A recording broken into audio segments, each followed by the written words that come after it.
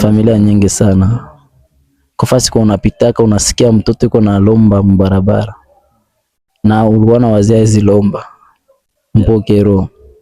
Aki chakula tangewa ifungie. Yeye bishaka sana. Biko mwenye iko na uwezo atusaidie. Juu sio mimi peke tu. Ni ba mingi. Tuko ba mingi sana.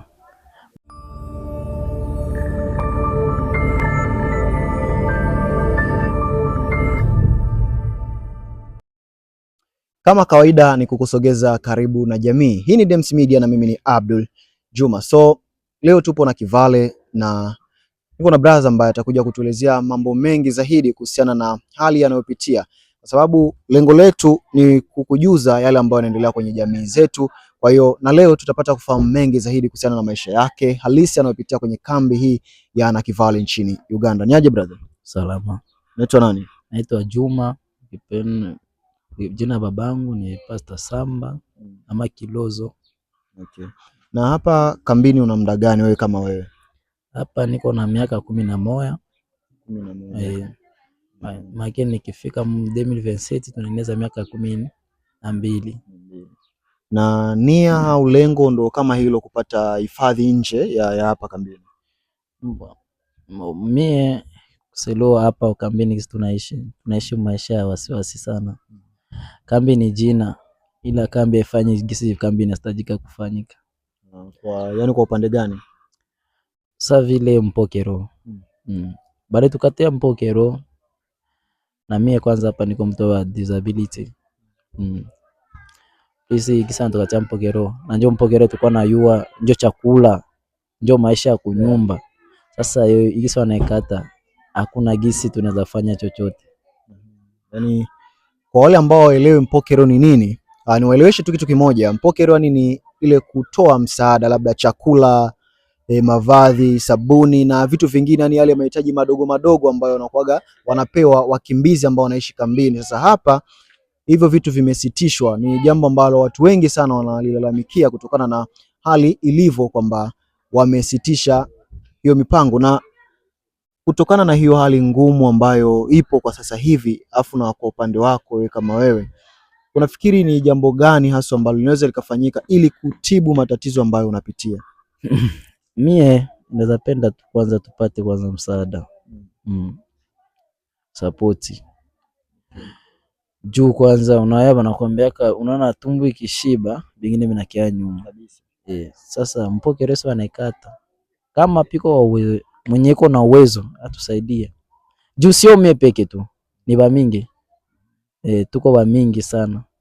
Maana mimi nilikuwa tu hapa kuambia malalamiko yangu na malalamiko ya wenzangu biko kambini. Juu na hii fursa inakiaka limoya. Sasa napenda na mie nisikilike mubatu benye biko na uwezo ya kutusaidia vitu. Mie sitaki vya mingi, juu nikisema Bulaya hawezi tubeba sie wote kwa limoya. Lakini nikiomba msaada unaweza saidia karibuni hata watu hata 30, na mimi ndafarijika.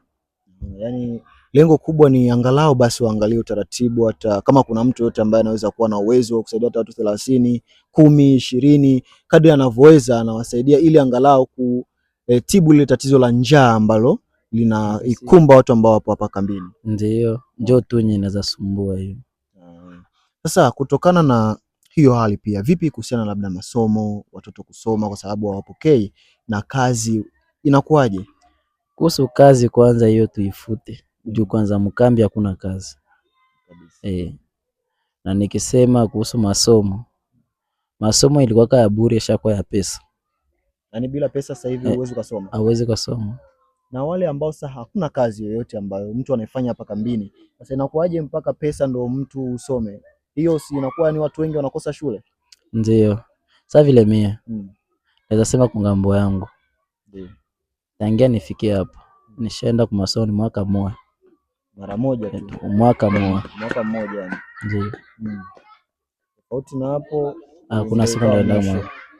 Maana masomo ni shake. Maana masomo sijui hata bike. Tangia mwaka mmoja. Na unatamani lakini labda urudi shuleni? Ndio, ni tamaa kila mtu. Juu masomo ndio maisha ya mtu. Sasa hakuna pesa. hakuna chochote, utafanya nini? Sasa unaona kunyumba hakuna uwezo, kukula ni limoya tena ya bahati. Sio unakia kutana sasa, pesa za masomo zitatokea wapi? Bakusomesha washinde somesha tumbo? Jibu hapana. Sana. Kutokana na hiyo hali ya familia, kuna watu wangapi? Tuko watu 16. 16, na hao 16 wote natakiwa mle, lakini pia na wengine kusoma, na baba na au mama wanajihusisha na nini sasa ili kuhakikisha kwamba familia inakuwa vizuri? Kwa hakika mimi nisikufichi, naona maajabu. Maana vyote ni vya kushukuru Mungu. Juu nikisema kuhusu kukula, Mungu ndio tu anafanya maajabu yake. Juu nikiangalia, unaona wamingi wanasemaka wapasteri wakikuwa na makanisa ndio wanakulaka, lakini mimi sionaki ile kusia. Wapasteri pale wakule ndio wanatoaka. Maana tunakulaka kia Mungu tu. Maajabu. Yani ni mpaka Mungu asaidie ndio unapata chakula. Kuna siku ambayo umewahi kukaa labda ukaumia, ukatamani labda ungekuwa na uwezo wa kufanya chochote ili angalau maisha yaongoke, kutokana na hii hali ambayo mnapitia? Sio hata limoya, ni mara mingi, ya mingi tu sana. Maana ni sana. Maana niko na vya mingi ya kusema, lakini naona nikiongea hapa sitaishia hapa.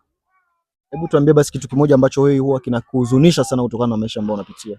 Mimi kinahuzunisha sana ama kinanilumiza sana. Sasa vile unafika kwa nyumba anakuambia, hakuna kula.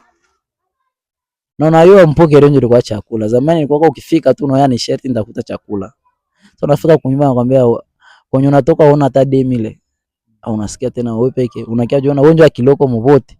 Kisha anakulomba ile demile, maana wewe bayomba yako bakakaa kwa hawana. Ile kitu inanuma sana.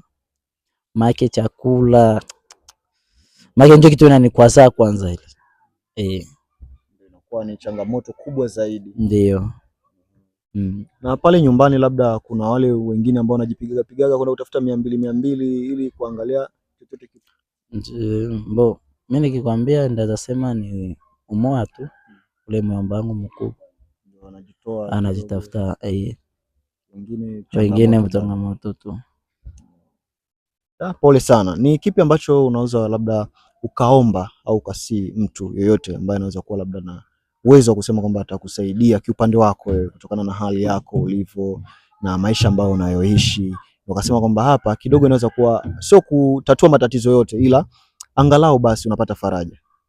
Mimi faraja yangu tu ya kwanza, kama mtu yuko kunisaidia anisaidie tu kwa chakula. Hiyo tu mpokero. Na sio mimi peke, tuko wa mingi. Nikizuri nishasema tangia mwanzo.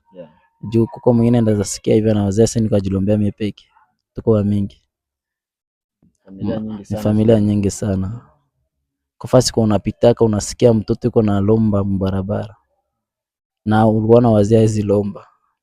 Mpokero. Aki chakula tangia waifungie. Bishaka sana. Na hivi kama karibuni kama miaka 8 hivi atupokee.